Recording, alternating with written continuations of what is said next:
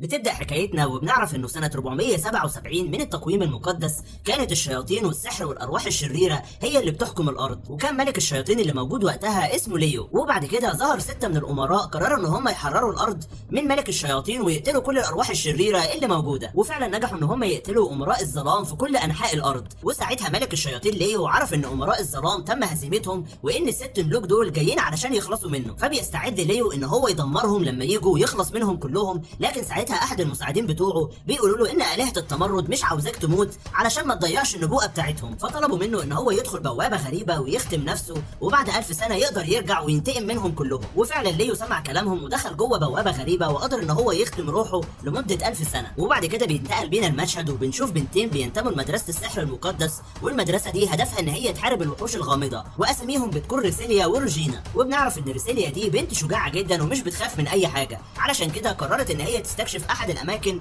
اللي كانت بتضم احد ملوك الشياطين زمان. وساعتها بيوصلوا للدور السابع وهم عمالين يفتشوا في المكان المهجور ده ومش بيلاقوا اي حاجه، فروجينا هنا بتطلب من ريسيليا ان هم يرجعوا لان واضح كده ان المكان ده ما فيهوش اي حاجه. لكن بتقول لها ان ملوك الشياطين زمان ممكن يبقى الاثار بتاعتهم موجوده بس في اعماق الاماكن المهجوره دي، فما تبقيش جبانه ويلا بينا نكمل استكشاف. فبتقول لها روجينا بس انا مش شجاعه زيك علشان اكمل معاكي في المكان المرعب ده. فريسيليا بتقول لها ما ينفعش بعد لما قطعنا كل المسافه دي نتراجع مره واحده. وبتقول لها ان انا متاكده ان قبر ملك الشياطين موجود في المكان ده ولازم نوصل له، لحد لما بيكتشفوا ان قدامهم باب عملاق جدا وكمان مكتوبه عليه لغه غريبه، وطبعا هما مش فاهمين ايه اللغه اللي مكتوبه دي وبيحاولوا يفسروها. والصدمه هنا ان هما بيلاحظوا ان البوابه دي فيها حد بيتنفس ولسه على قيد الحياه. وهنا روجينا بتخاف جدا وبتقرر ان هي تخلع وبتقول لها انا هدور في مكان تاني وخليك انت هنا بقى لحد لما تستكشفي الباب ده وراه ايه. واول لما بتفتح الباب ده بتلاقي الجهاز اللي معاها بيقول ان في شخص بيحتوي على مانه مرتفعه جدا في المكان ده، ومن قوه المانه دي الجهاز مش قادر يحسب قوتها قد ايه. ولما بتدخل بتلاقي ولد صغير موجود جوه ومحبوس، وبتحاول بكذا طريقه ان هي تساعده علشان تخرجه، لكن ما تعرفش ان الولد ده هو ليو ملك الشياطين. وساعتها ملك الشياطين بيسمع دوشه كبيره جدا وبيصحى من نومه وبيقول يا ترى عدت 1000 سنه علشان ارجع مره تانيه، وبيسمع لغه غريبه بتاعت البنت سيليا وبيعرف ان دي لغه البشر، وبيفضل يقول مين البشري اللي جاي علشان يزعجني ويصحيني من نومي. وبيفتكر ان البنت سيليا دي حراميه قبور وجايه علشان تسرق القبر بتاع ملك الشياطين، وبيقرر يخرج من المكان اللي هو موجود فيه وبيقول وريني بقى مين الحراميه اللي جايه تسرق القبر بتاعي. وساعتها سيليا لما بتشوفه بتكون مصدومه لانه عيل صغير،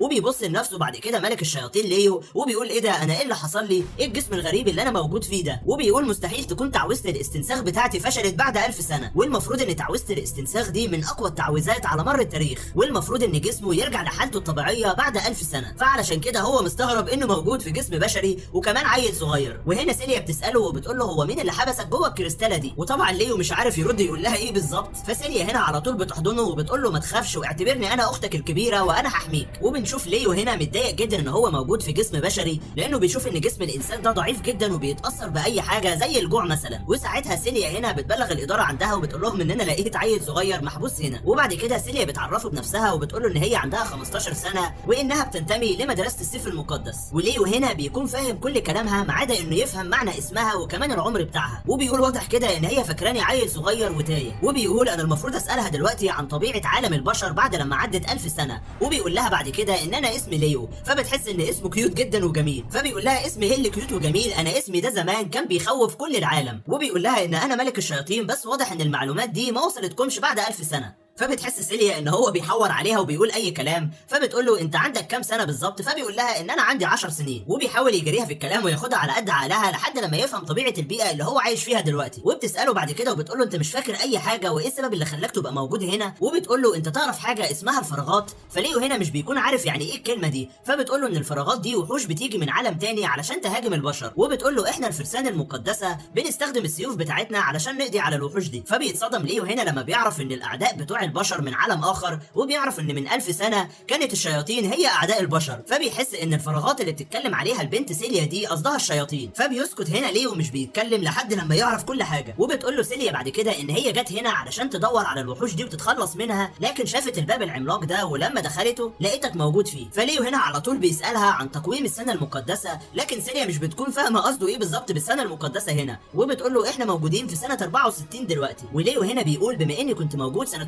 1447، فالمفروض بعد 1000 سنه يكون التقويم المقدس دلوقتي هو 1447. لكن بيحس ان سيليا مش فاهمه يعني ايه التقويم المقدس. لكن اثناء كلامه معاها بيسمعوا صوت ضجه قويه جدا، وعلى طول روجينا بتكلم سيليا وبتقول لها ان في احد الوحوش موجود هنا ولازم تاخدوا بالكم وتتحركوا بسرعه. وليو هنا بيسال وبيقول لها هو في ايه بالظبط، فبتقول له ما تخافش انا موجوده معاك وهحميك من الفراغات اللي موجوده هنا، قصدها يعني الوحوش اللي موجوده. فبيتعصب ليو هنا وبيقول ازاي المكان اللي انا موجود فيه انا والحلفاء بتوعي تتواجد فيه الشياطين بكل سهوله كده بدون اي استئذان. وبيقول انا لازم اعاقبهم، ولسه بيتحرك فبيتكعبل وبيقع على وشه لان اللبس اللي بيكون عليه طويل جدا. فبتطمن عليه سيليا وبتعرف ان هو بخير، وبتقول له ما تخافش انا هحميك، وبتطلع المسدس بتاعها وبتفعل عليه تعويذه الحمايه وبتاخده وبيطلعوا يجروا. لكن فجاه احد الاماكن بتتكسر وبيخرج احد الغيلان العملاقه، وبتقول له سيليا هنا ان ده غول. وبيفتكر ليو هنا ان الغيلان دي كانت جيوش امراء الظلام زمان وكانوا بيستخدموها في الحروب، وكان قائد الغيلان دي ملقب بسيد الغضب. ولما بيشوفها ليو بيتاكد فعلا ان الغيلان دي كانت موجوده زمان في العصر بتاعه، ومستغرب ان هي لسه موجوده لحد دلوقتي. وبتستخدم سيليا هنا السلاح بتاعها ضد الغول ده، لكن مش بيحصل له اي حاجه. وبيقول لها ليو ان السلاح بتاعك ضعيف ومش هيأثر على الغول العملاق ده. وبنشوف الغول على طول بيستعد ان هو يهجم على ليو علشان يقتله، لكن ريجينا بتكون وصلت وبتستخدم السلاح بتاعها وبتقدر ان هي تدمر ايد الغول. وبتطمن بعد كده على سيليا وبتعرف ان هي بخير. وبعد كده سيليا بتوريها ليو وبتقول لها شفت الواد الصغير ده، انا لقيته موجود بعد لما فتحت الباب العملاق. فبتقول لها ريجينا خلينا نتكلم في وقت تاني لانه واضح ان الغول ده متعصب على الاخر. وبعد كده سيليا بتطلع سلاح ضخم جدا، والمفروض السلاح ده مصمم لقتل الوحوش الضخمه. وبيتصدم ليو هنا لما بيعرف ان ده السيف المقدس بتاعها،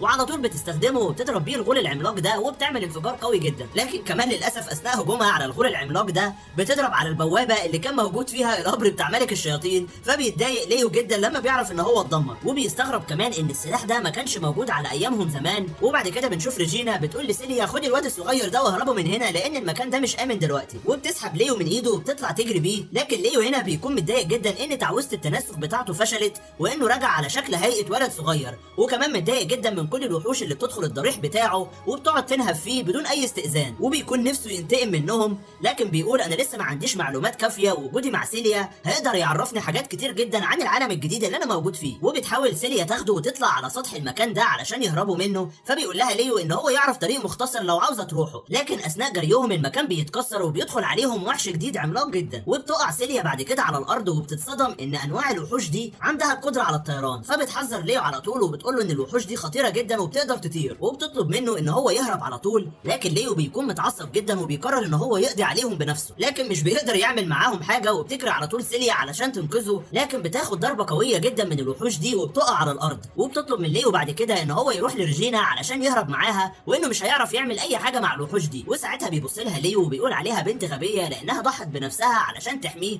وانها مش هتستفيد اي حاجه من حمايتها ليه. لكن بيقول انا ما ينفعش اخلي سيليا تموت لاني لسه ما اعرفش حاجه عن العالم ده ولازم استفيد منها. وبيفتكر زمان لما كان موجود ان كان في واحده شبهها ضحت برضه بنفسها علشان تحميه بعد لما اتعرض للخيانه من آلهة التمرد. وبيحس ان المشاعر دي جات له لانه موجود في جسم بشري. وبيتعصب بعد كده على الوحوش اللي موجوده دي وبيقول ان هي بتتصرف بكل وقاحه زي ما يكون المكان ده بتاعها ومفيش اي احترام ليا. وبيبص لسيليا وبيقول لها ان انت بنت شجاعه، وبصراحه اثرتي اعجابي بشجاعتك دي، علشان كده واجبي دلوقتي اني احميكي. وبيبص للوحش وبيقول له اخلص عليك ازاي بما اني لابس لبس كبير جدا ومش هيساعدني على الحركه بسهوله. وعلى طول بيطلع العصايه السحريه اللي كانت مختومه، وساعتها الوحش العملاق ده بيقول له ان العصايه السحريه بتاعتك اطول منك بكتير جدا. فبيبدا ليو هنا يستخدم التعويذ بتاعته وفعلا بيقدر يقضي على الوحوش القويه دي، بس بيحس ان طاقه المانا اللي عنده اقل بكتير من اللي كانت عنده قبل كده. وبيرجع بعد كده علشان يطمن على سيليا وبيعرف ان هي لسه على قيد الحياه وما ماتتش، بس بيقول لها من الغباء انك تضحي بروحك علشان خاطر ملك الشياطين لان روحك مش مهمه خالص بالنسبه لي. وبيقرر بعد كده ليو ان هو يستخدم تعويذه الشفاء ويعالج البنت سيليا، وفعلا بينجح باستخدام العصايه السحريه اللي معاه ان هو يعالجها. وفعلا بتقوم بعد كده وبتبص على نفسها وبتلاقي نفسها ما عندهاش اي جرح خالص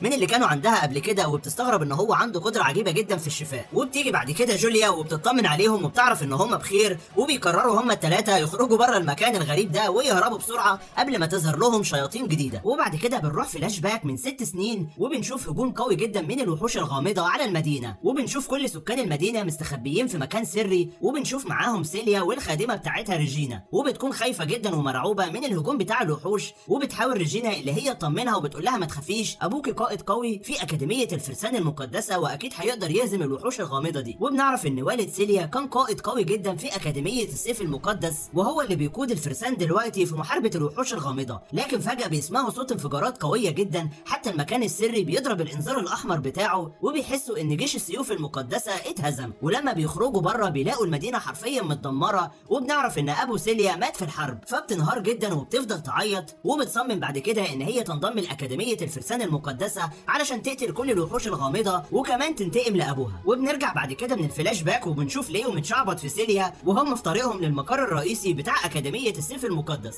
ولما بيشوفها ليو بيبقى مبهور جدا بيها بكم التكنولوجيا والجمال اللي موجودة في المدينة. وبعد كده بيوصلوا للمقر الرئيسي، وريجينا هنا بتقول له ان انا رايحة علشان اسلم كل البيانات والمعلومات اللي احنا جمعناها من مقبرة ملك الشياطين. وسيليا بتقول ليو ان انا هدخل علشان اقدم لك على عضوية بما انك عندك قدرة السيف المقدس العلاجية اللي انت عالجتني بيها. وساعتها ليو بيقول مفيش اي مشكلة لو قدمت لي على عضوية علشان اقدر اجمع معلومات كتير جدا عن قدرة السيف المقدس. وبيقولوا له ما تخافش، المكان هنا ما يتوهش وهتقدر تتعامل. واول لما بيسيبوه ويمشوا بيفضل زعلان جدا وبيفضل يصوت، وبيقول ازاي بعد 1000 سنة قدرة التناسخ بتاعتي تفشل وارجع على شكل هيئة طفل صغير. وبيقول واضح ان انا هحتاج شوية وقت لحد لما اتعود على الجسم الغريب بتاعي ده. وبعد كده بيعمل تعويذة بيستدعي المساعدين بتوعه، وبيكون كلب اسمه بلاك شادو وبتكون خادمة اسمها شاري. وبيقول لهم ازيكم يا ولاد الذين، بقالي 1000 سنة ما شفتكمش ووحشتوني جدا. وطبعا هما بيكونوا نايمين مدة كبيرة جدا، واول لما بيشوفوه بيكونوا مصدومين على الاخر لان شكله بيكون عيل صغير ومش على هيئة ملك الشياطين. وبيقولوا له هو ايه اللي حصل لك وازاي شكلك اتغير كده؟ فبيقول لهم ان تعويذة الاستنساخ بتاعتي فشلت علشان كده انا موجود على الهيئة دي دلوقتي. فالخادمة شاري بتقول له بس على فكرة شكلك جميل جدا فيها. فبيبص لها وهو متغاظ وبيكون عاوز يضربها، فبتخاف منه وبتعتذر له وبتقول له قول لي طلباتك يا باشا. فعلى طول ليو بيطلب منهم ان هم يجمعوا له اكبر قدر من المعلومات عن العالم الغريب ده وعن أكاديمية السيف المقدس. وعلى طول لما بيختفوا بيقرر ليو ان هو يدخل باب الأكاديمية علشان يستكشف المكان. واول لما ليو بيعدي البوابات بيضرب جهاز الانذار لانه مش بيكون معاه عضوية لأكاديمية السيف المقدس وبيعتبروه دخيل. لكن بعد كده بيلاقي سيليا واقفة قدامه وبتكون معاها العضوية بتاعته وبتقرر ان هي تديها له، وبتقول له ان العضوية دي هي بطاقة الهوية بتاعتك علشان الناس كلها تبقى عارفاك لما تدخل أكاديمية السحر المقدس. وبتقول له يلا بينا بقى ورايا على الموتوسيكل علشان اوديك الأكاديمية وابدا اعرفك عليها. واثناء طريقهم بالموتوسيكل بيفضل ليو يتفرج على المدينة وبيستغرب ان هي جميلة جدا وكمان هادية وما فيهاش اي مشاكل. فبتقول له فعلا المدينة دي هادية جدا وكل الناس اللي فيها عايشين بامان وسكينة لان الوحوش الغامضة عمرها ما هاجمت على المدينة دي قبل كده. وبتقول له ان الأكاديمية بتاعت السيف المقدس موجودة في وسط المدينة هنا. واول لما بيوصلوا أكاديمية السيف المقدس بتبدا ان هي تعرفه على كل الاماكن وكل القاعات اللي موجودة فيها، وبتوري له ساحات التدريب وبتوري له كمان الحمامات. والغريب ان هو بيلاقي قاعات للرقص، فبيقول لها قاعات للرقص هتعملوا بيها ايه جوه أكاديمية السيف المقدس؟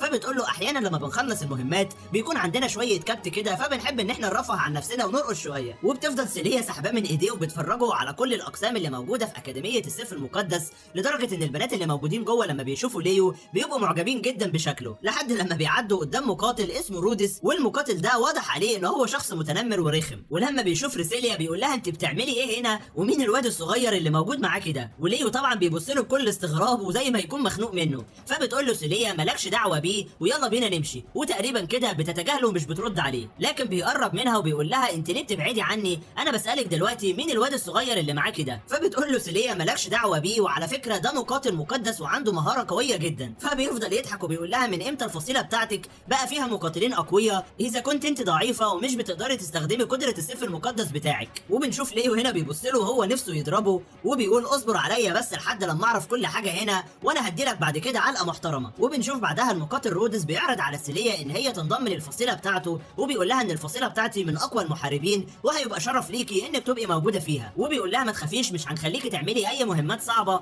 خصوصا انك ما عندكيش مهاره السيف المقدس وانك بنت فاشله. فبتفضل متضايقه وزعلانه جدا وبتحس فعلا ان هي ضعيفه جدا ومش بتقدر تساعد الاكاديميه باي حاجه. وبيتصدم ليو هنا لما بيعرف فعلا ان هي مش بتقدر تستخدم السيف المقدس، علشان كده ضحت بنفسها وعرضت حياتها للموت لما كانوا موجودين في مقبره ملك الشياطين. وبيفضل مستغرب سبب انضمامها لمدرسه السيف المقدس بما انها ما عندهاش اي مهاره. ورودس هنا بيقول لها انا عاوزكم تبقوا زي الخدم بتوعي، او بمعنى اصح اللعب الخاصه بتاعتي واتحكم فيكم زي ما انا عاوز. لكن سيليا هنا بترفض العرض بتاعه، وبيحس ليو ان رودس بيحب يستعبد البشر. وطبعا لما سيليا بترفض رودس بيكون متضايق جدا ومتعصب على الاخر، وبيقول لها ازاي ترفضي العرض بتاعي؟ وعلى طول بيقوم ماسكها من شعرها وبيكون عاوز يضربها. وبتحاول سيليا هنا ان هي تبعده عن طريقها لكن مش بتعرف. وبيبص بعد كده ليو وبيلاقيه متعصب فبيقول له انت عاوز ايه بالظبط؟ لكن فجاه بنلاقي رودس وقع على الارض ومش قادر يتحرك، وبيكون ليو هنا استخدم تعويذه بحيث ان هو يقدر يتحكم فيه، وبيقرب له بعد كده وبيقول له عيب جدا انك تفكر تمد ايدك على بنت جميله، وبعد كده بيسيبه ويمشي. فبيقوم رودس بعد كده وهو متعصب وبيقرر يستخدم قوه السيف المقدس بتاعته، وفجاه بتيجي بنته بتقول له انت بتعمل ايه هنا في قسم البنات، وممنوع تستخدم سلاحك جوه الاكاديميه اصلا، وبتهدده وبتقول له لو ما مشيتش من هنا دلوقتي انا هبلغ الاداره عليك. فبيضطر ان هو يمشي، لكن بيتوعد لهم وبيقول ليو في سره هنا كويس ان انا ما فرمتهوش وما قتلتهوش في ساعتها، وشكل كده ما بين كل ملوك الشياطين اني اطيب واحد. وبتيجي بعد كده البنت اللي طردت رودس وبتعتذر لسيليا، ولما بتشوف ليو بتقول له انت الولد اللي انقذوك من مقبره ملك الشياطين. وبنعرف ان البنت دي اسمها إلفي وهي قائده الفصيله بتاعتهم، وبيعرف ليو ان دي البنت اللي كانت بتتواصل معاها سيليا وكانت بتبعت لها كل المعلومات لما كانوا موجودين في المقبره بتاعته. وبعد كده ليو بيعرفها بنفسه، وساعتها إلفي بتقول لهم هو انتوا رايحين علشان تسجلوا مهاره السيف المقدس بتاعت ليو؟ لكن سيليا بتقول لها احنا هنروح نسجلها بس مش دلوقتي، لازم ناخد دش ونغير هدومنا لان ريحتنا وحشه على الاخر. لكن ليو هنا بيقول انا مش مهم عندي اذا كانت ريحتنا وحشه ولا حلوه، المهم عندي ان انا اعرف كل حاجه عنكم. وبعد كده سيليا بتاخد ليو عند المسكن الخاص بيها، وبتقول له ان المساكن بتاعتنا بتتقسم على حسب الفصيله وعلى حسب المستوى بتاعها، وكل فصيله بتضم حوالي 6 افراد، وبيتم عمل مباريات تدريبيه وكمان تحديات ما بيننا علشان يتم تحديد مستوياتنا وكمان تقسيمنا في الفصائل، وان الفصيله اللي بيكون مستواها اعلى حاجه بتاخد تقريبا احسن سكن. واول لما بيوصلوا للغرفه بتاعتهم ليو هنا بيقول لها بما اني ولد يعني ازاي هكون موجود في مسكن البنات؟ فبتقول له سيليا ان انت لسه طفل صغير ومفيش منك اي خوف وعادي جدا لو كنت موجود في سكن البنات. لكن بيتصدم لما بيلاقي سيليا بتغير هدومها قدامه، فبيطلع يجري بسرعه على الحمام علشان هو كمان يستحمى. وبعدها بنشوف ليو في الحمام وبيقول انا لازم استنى التقارير اللي هيجيبوها لي المساعدين بتوعي، وبيقول ان تحت الاكاديميه دي في محيط، والمكان ده اتقاتل فيه زمان امراء الظلام مع الملوك السته، فاكيد الاتباع بتوعي موجودين هنا تحت الاكاديميه في المحيط. وفجاه سيليا بتدخل عليه وهو بيستحمى، فبيتصدم وبيقول لها انت بتعملي ايه هنا؟ فبتقول له ان انت لسه طفل صغير ومفيش داعي للخجل منك. واثناء لما بتكون بتحميه بتقول له ان انا عاوز اكلمك عن نفسي شويه، وبتحكي له بعد كده قصه حياتها اللي هي عاشتها وهي صغيره، وبتقول له ان انا واثقه ان قوه السيف المقدس موجوده جوايا وهتظهر في يوم من الايام. وبعد كده بتفضل تترجى ليو ان هو ينضم للفصيله بتاعتها لان قدره السيف المقدس العلاجيه بتاعته دي قويه جدا. لكن ليو هنا بيقول البنت دي عبيطه ومش عارفه اي حاجه، وبيرفض ان هو ينضم للفصيله بتاعتها. فبتتضايق جدا وبتحاول تعرف السبب منه، لكن اثناء كلامها معاه بتحس بتعب شديد جدا، وبعدها بيغمى عليها وبتقع على الارض. وعلى طول ليو هنا بيفعل تعويذه غريبه، ودي بتكون نفس التعويذه اللي هو استخدمها علشان يرجعها على قيد الحياه مره تانية. واول لما التعويذه دي بتتفعل سيليا عينيها بتتحول للون الاحمر وتقريبا كده بتبقى زومبي، واول لما بتقوم على طول بتقوم عضه ليو وبتفضل تمص في الدم بتاعه لحد لما بترجع لطبيعتها مره تانية. ولما بتفوق بتقول ليو هو ايه اللي حصل لي بالظبط، انا مش فاكره اي حاجه. فبيقول لها ان انت ميته اصلا وانك دلوقتي مصاصه دماء. وطبعا سيليا لما بتسمع الكلام ده بتكون مصدومه على الاخر ومش فاهمه اي حاجه. وبنروح بعد كده فلاش باك وبنشوف سيليا وهي بتتمرن في اكاديميه السيف المقدس، وبتكون بتحارب آلي معدني بيكونوا صانعينه علشان يدربوا معاه ويرفعوا قدراتهم، لكن الآلي ده بيقدر ان هو يهزم سيليا وبيوقعها على الارض. وبتكون زعلانه جدا لانها ما عرفتش تهزمه، وبتقول لو انا عندي قدره السيف المقدس كان زماني هزمته بكل سهوله. ولما بتشوفها صاحبتها ريجينا بتكون زعلانه جدا عليها لحد لما بيجي رودس وبيوقف الآليات دي وبيفضل يتريق عليها وبيقول لها حتى لو قعدتي تتدربي معاهم كتير جدا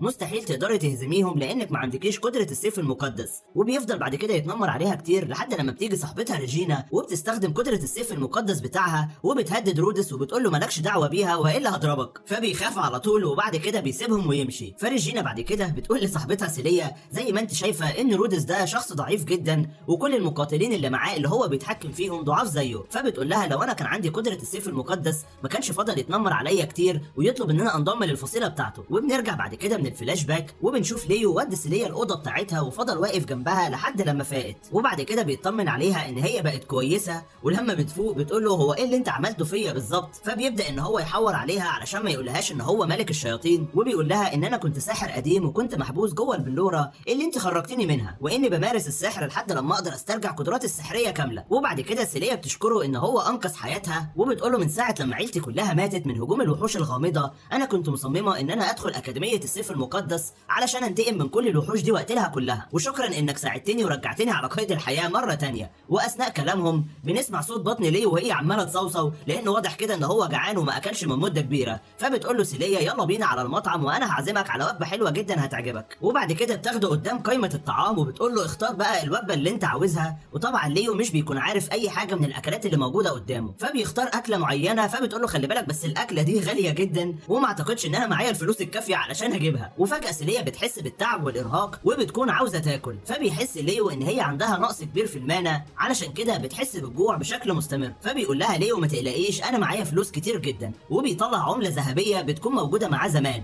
وبيقول لها العمله دي تقدر تشتري اي حاجه. فلما بتشوفها سيليا بتتصدم لانها عمله نادره جدا واول مره تشوفها، وبتقول له بس هي ليه مرسوم عليها صوره ملك الشياطين؟ فبيعرف ان العملات دي بتكون خاصه بيه وانه ما ينفعش يديها لحد ابدا. وفجاه بيسمعوا صوت بنت بتتخانق مع اتنين من اداره الاكاديميه، وبيكونوا بيزعقوا لها لانها ما حضرتش التدريبات النهارده. فبتقول لهم ان انا مش محتاجه التدريبات دي واجي وقت ما انا عاوزه. فبيقولوا لها ان انت لازم تلتزمي بقواعد الاكاديميه، ولما بيمسكوها من هدومها بتقوم مطلعه العصايه بتاعتها وبتضربهم، وبتقول لهم مالكمش دعوه بيا واجي في الوقت اللي انا عاوزاه. وبيطلعوا يجروا. ولما بيشوفها ليو بيحس ان هي قويه جدا، وبنعرف ان البنت دي اسمها ساكويا. وبتروح لها سيليا بعد كده وبتسلم عليها وبتقول لها هو انت ما حضرتيش التدريب ليه؟ فبتقول لها ان تدريبات النهارده كلها ممله ومش حابه اروحها. وبتبدا بعد كده تعرفها على ليو، وبتقول له انت الولد بقى اللي انقذوك من تحت الانقاض عند مقبره ملك الشياطين. فليو هنا بيبدا برضه يعرفها بنفسه، وبيعجبها جدا الاسم بتاعه. ولما بيكونوا قاعدين بياكلوا مع بعض ليو بيسالها عن الهدوم اللي هي لابساها لانها مختلفه عن باقي طلبه الاكاديميه. فبتقول له ساكويا ان ده اللبس التقليدي بتاع المدينه بتاعتنا واخدته تذكار من اختي الصغيره. ولما بيخلصوا اكل سيليا بتاخد ليو عند ساحه التدريب، وبيقابل المسؤوله عن اختبار كل الطلبه الجداد اللي لسه بينضموا للاكاديميه علشان يعرفوا قدره السيف المقدس بتاعتهم. وبتقول ليو يلا يا بطل وريني السيف المقدس بتاعك. فليو هنا بيستدعي العصايه السحريه بتاعته، فبتقول له بعد كده يلا ورينا القدرات بتاعتها بقى علشان نقدر نقيمها. وبيكون قدامه 3 من الآليين اللي دايما بيستخدموهم في التدريب، وفجاه بيتصدموا ان ليو بضربه واحده بس قدر يدمر ال3 آليين. وليو هنا بيقول يا نهار ابيض هو انا بلغت في استخدام القوه بتاعتي ولا ايه؟ انا كده ممكن اتفضح. وبتقول له بعد كده حسب ما انا سمعت من سيليا ان قدره السيف المقدس بتاعتك هي قدره علاجيه. وبيلاحظ ان كل الطلبه قاعدين بيبصوا له ومش مصدقين القوه اللي عنده. وبعد كده بتقول له المسؤوله ممكن افحص السيف المقدس بتاعك؟ لكن فجاه بيجي رودس وبيقول لها سيبي لي انا المهمه دي. وساعتها سيليا بتبص له بقرف ومتضايقه ان الواد ده وراها، لكن بتقول له المسؤوله خلي بالك ان القتال بدون تصريح مخالف لقوانين الاكاديميه. فبيقول لها رودس ان المبارز القوي بيبقى عارف هو بيعمل ايه بالظبط. وبعد كده هو والمساعدين بتوعه بيستدعوا السيف المقدس الخاص بيهم، لكن سيليا بتزعق له وبتقول له مش عادل ابدا ان انتوا ال5 تواجهوا شخص واحد بس. فبيقول لها هنا رودس ان قدره السيف المقدس بتاعي هي ان انا اتحكم بالاشخاص، وبما اني بتحكم فيهم فطبيعي ان هم يستعدوا للقتال معايا. فليو هنا بيقول لها ما تقلقيش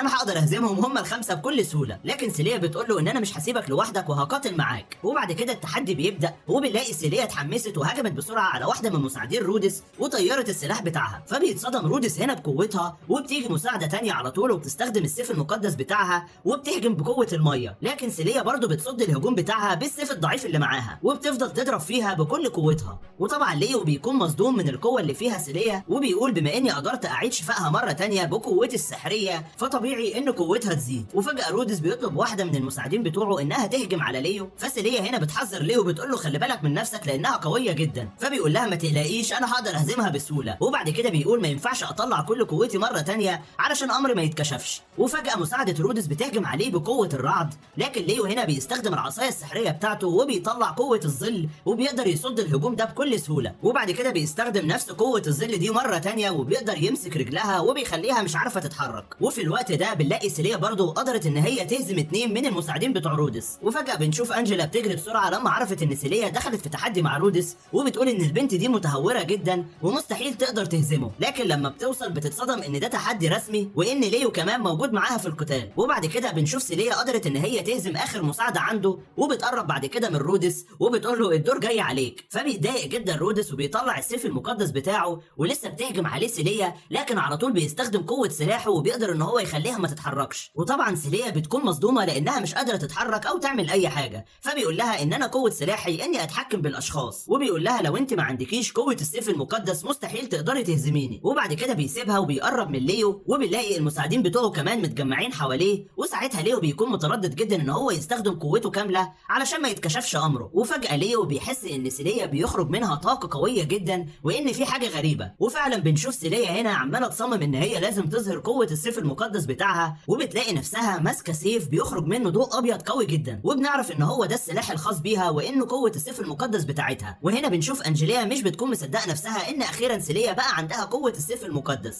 وطبعا رودز بيكون مصدوم وخايف جدا، وبتهجم عليه على طول سيليا علشان تهزمه، لكن بيستخدم قوة السيف المقدس بتاعه علشان يتحكم فيها مرة تانية، لكن بتنجح سيليا ان هي تكسره له، وبعد كده بتثبته وبتخليه قاعد على الارض، وبتقول له اعترف بالهزيمة وان مستحيل انضم للفصيلة بتاعتك. وبينتهي التحدي بانتصار ليو وسيليا، وعلى طول بتجري انجلينا وبتحضنها وبتقول لها دلوقتي تقدري تنتقمي لعيلتك كلها بعد لما امتلكتي قوة السيف المقدس. وبعد كده سيليا بتشكر ليو ان هو ساعدها في القتال، وبتقول له بالمناسبة دي هعزمك على وجبة حلوة جدا كان نفسي اكلها لك في المطعم. وفعلا بيقعد معاهم وبيفضلوا ياكلوا، وليو لما بيجرب الاكل بيتصدم ان اكل البشر طعمه حلو جدا، وبياكل منه بكميات كبيرة. وبعد كده بيروح لقائدة الفصيلة إلفي وبتقرر ان هي تفحص قوته، وبتحس ان قوته مش عادية ابدا، حتى انها مش قادرة تشوف قوة المنى بتاعته ودايما في تشويش. وبتقول له إلفي بعد كده ان انا جمعت شوية بيانات عنك وهاخدها في المحطة السرية علشان نفحصها بشكل اكبر. فبيقول لها ليو هي المحطة السرية دي مكانها فين، فبتقرر ان هي تديله نسخة احتياطية علشان يتابع فحص البيانات بتاعه. ولما بيبص على الخريطة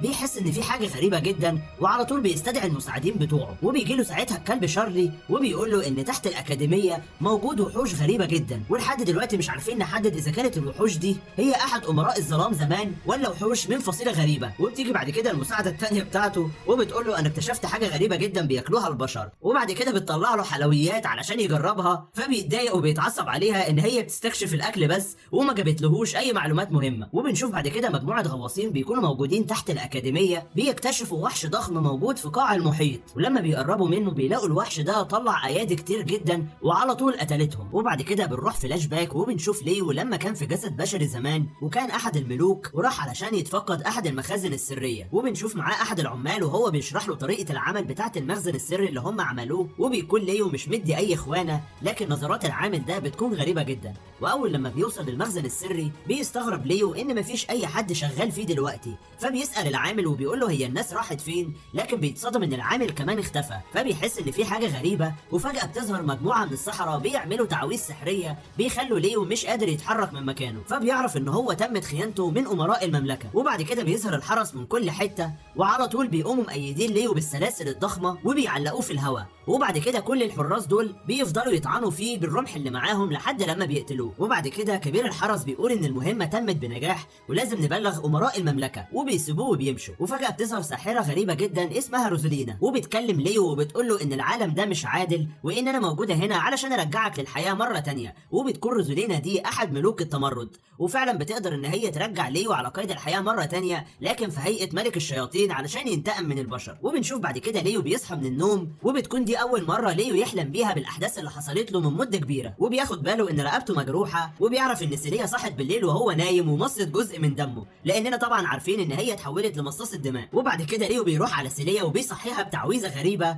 وبتتصدم سيليا هنا لما بتلاقي نفسها بتقوم لوحدها من غير ما هي تتحرك، وبتقول له هو ايه اللي بيحصل بالظبط وازاي انا قمت بالطريقه دي. فبتظهر تعويذه لونها احمر على ايد ليو وبيقول لها التعويذه دي انا ربطتك بيها والمفروض ان انت التابعه بتاعتي دلوقتي. وطبعا سيليا مش بتكون فاهمه اي حاجه، فبيقول لها دي نفس التعويذه اللي كانت على رجلك، واضطريت ان انا اعمل التعويذه دي علشان اصحيكي مره تانية لما اتقتلتي من الوحوش الغامضه لما كنا في الكهف. وبيقول لها بوجود التعويذه دي فانا هقدر اتحكم فيكي بعد كده واعمل اللي انا عاوزه. وبعد كده ليو بيقول لها ان انا لقيت اثار عض في رقبتي، فواضح كده ان انت بالليل مصيتي جزء من دمي. فسيليا هنا بتعتذر له وبتقول له ان انا كنت جعانه جدا، فبيقول لها مفيش اي مشكله بس المفروض انك تستاذني الاول قبل ما تيجي تمص دمي. وبعد كده سيليا بتجيلها مكالمه من القائده إلفي وبتقول لها ان في تحركات غريبه في قاع المحيط تحت الاكاديميه، فبتطلب منها سيليا ان هي تواصل البحث لحد لما تعرف ايه اللي بيحصل. وبعد كده ليو بيطلب من سيليا ان هو يدخل مركز الابحاث بتاع الاكاديميه علشان يعرف تاريخ البشر والعالم اللي هو موجود فيه، فبتقول له سيليا ان ده مش وقته وانها عاوزه تتدرب دلوقتي على مهاره السيف المقدس بعد لما اتعلمته، وبتقول له ان انا حجزت ساحه تدريب مميزه جدا علشان نتمرن فيها. وبعد كده بنروح لمركز الابحاث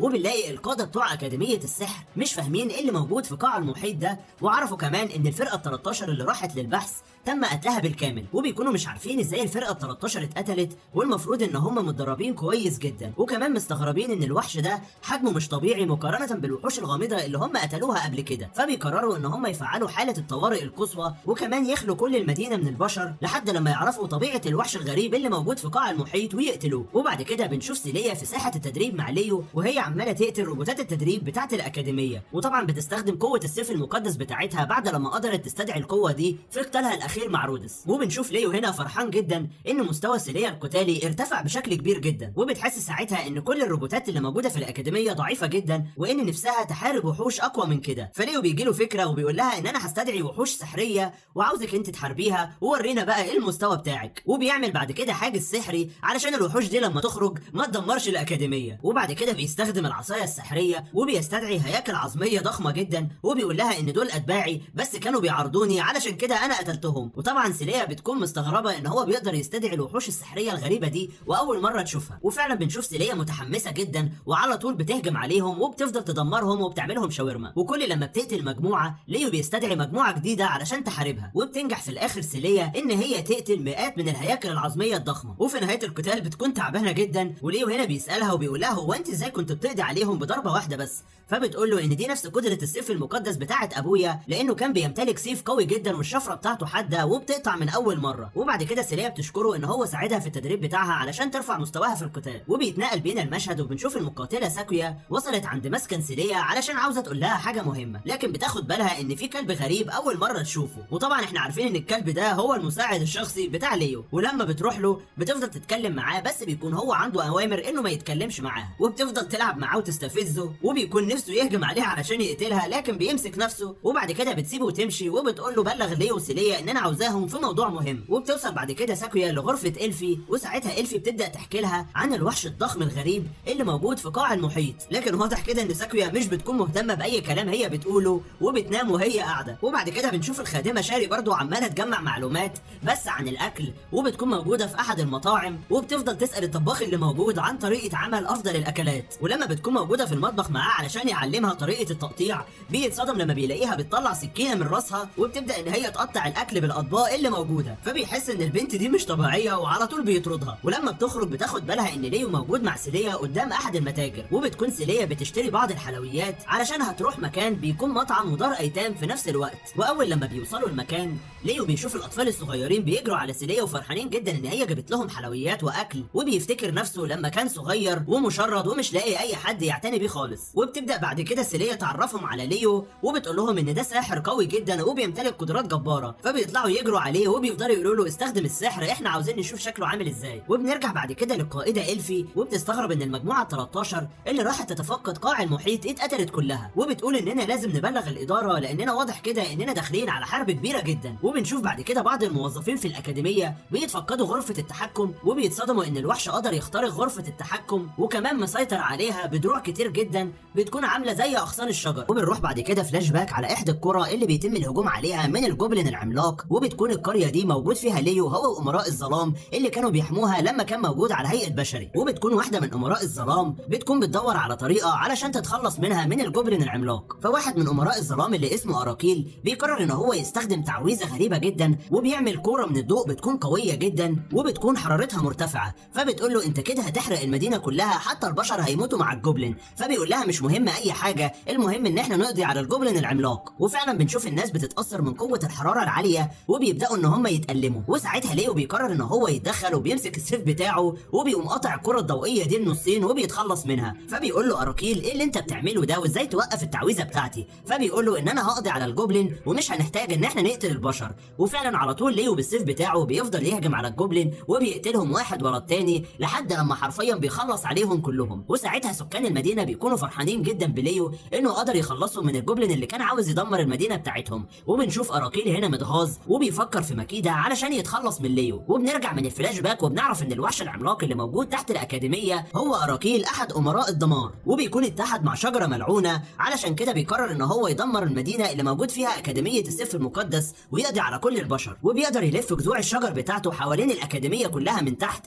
علشان يتحكم فيها. وبعد كده بنشوف اجتماع طارئ لقاده الاكاديميه لما طبعا بيكونوا اكتشفوا الشيء الغريب اللي عمال ينتشر بشكل كبير جدا في قاع المحيط تحت الاكاديميه. وبيقولوا ان هو بيتكاثر بشكل سريع جدا وبيكونوا خايفين ان هو يكون احد الوحوش الغامضه اللي بيسموها الفراغات. وبيفضلوا يحللوا في تحركاتها علشان يعرفوا ازاي بتتكاثر بشكل كتير جدا لحد لما بيجي لهم اتصال من المقاتله إلفي وبتقول لهم ان اللي موجود تحت قاع المحيط ده هي مستعمره كبيره جدا من الوحوش الغامضه ولازم نتحرك بسرعه علشان نقضي عليها. وساعتها بيكونوا مش عارفين يتصرفوا ازاي وبيقرروا ان هم يفعلوا حاله الطوارئ. وبنرجع بعد كده للمقاتله إلفي وبيكون معاها ساكورا وبيكونوا خايفين وقلقانين جدا وعاوزين وعاوزين يوصلوا لسيليا علشان يبلغوها بالحاجات اللي هم اكتشفوها في قاع المحيط. وطبعا احنا عارفين من الحلقه اللي فاتت ان ليو موجود في دار الايتام مع سيليا وبيلعبوا مع الاطفال وبيكونوا محضرين له اكل جميل جدا، ولما بيدوقوا ليو بيعجب بيه على الاخر وبيعرف ان البشر دول احسن ناس بتعمل اكل. وبنرجع بعد كده لقاعده التحكم بتاعت الاكاديميه وبيجي لهم اخبار ان الكائن الغريب اللي موجود في قاع المحيط ده بدا ينتشر بشكل كبير جدا وسيطر على كل قواعد التحكم اللي موجوده في الاكاديميه. ولما بيبعتوا جنود علشان يتخلصوا من الوحش الغريب ده الارسال بيتقطع وحرفيا الجنود كلها بتموت. والمصيبه كمان انهم بيعرفوا ان الوحش ده بدا يسيطر على مولد الطاقه الرئيسي اللي بيتحكم في المدينه كلها، فبيخافوا وبيبداوا ان هم يستعدوا علشان يواجهوه. وعلى طول كل المعدات الحربيه بتبدا ان هي تكون مستعده، واول لما بيشوفوا جذوع الشجر عماله تنتشر بشكل كبير جدا بتبدا المدافع ان هي تضربه علشان تتخلص منه. وبيستغربوا ان هم كل لما بيقطعوا جذور الشجر دي بتتجدد مره تانية لوحدها. وبنرجع لليو بعد كده والاطفال عمالين يقولوا له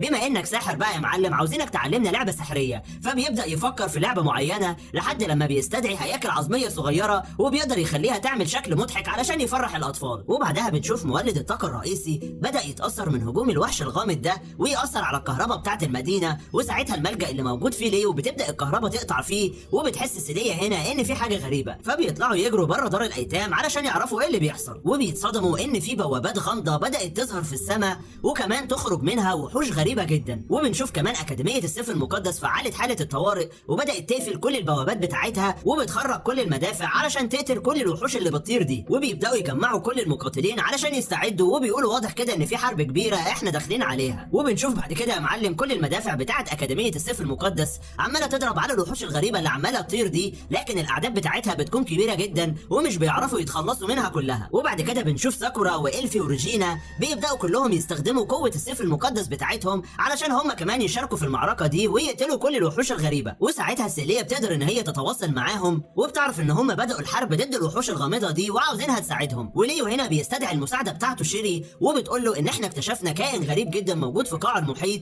وهو اللي قدر يفتح الفراغات الغريبه دي في السماء. فعلى طول ليو بيطلب من سيليا ان هي تخلي المكان وتخبي الاطفال في مكان امن علشان ما يتعرضوش للخطر. وساعتها سيليا بتستدعي السيف المقدس بتاعها وبيفرح جدا ليو ان هي بقت قويه وهتنتقم لابوها لاننا عارفين انه مات على ايد الوحوش الغامضه دي. وفعلا بنشوف سيليا متحمسه وعماله تقتل في الوحوش الغريبه اللي بتطير في الهواء، واثناء انشغالها بالقتال مش بتاخد بالها من الوحوش اللي موجوده وراها، لكن ليو هنا على طول بيستخدم العصايه السحريه وبيقدر ان هو يحرقهم ويخلص عليهم. وبعد كده بنتفاجئ ان الفراغات اللي موجوده في السماء دي عماله توسع بشكل كبير جدا وبتخرج منها وحوش عملاقه. وساعتها بنشوف ساكورا عماله تستخدم السيف المقدس بتاعها وبتخرتق في كل التنانين العملاقه دي هي وباقي المقاتلين زي ريجينا والفي، لحد لما بيتصدموا ان في تنين عملاق ضخم جدا ب3 رؤوس ظهر فجاه. وساعتها التنانين العملاقه دي بدات تخرج من الفراغات الكبيره وبتهجم عليهم. وبنرجع لليو بعد كده وبنلاقيه بيقول لسيليا لازم تاخدي بالك من دفاعك كويس وانت بتقتلي الوحوش دي، فبتسمع كلامه وبتجري على طول علشان تقتل كل الوحوش الغامضه اللي بتهاجمهم.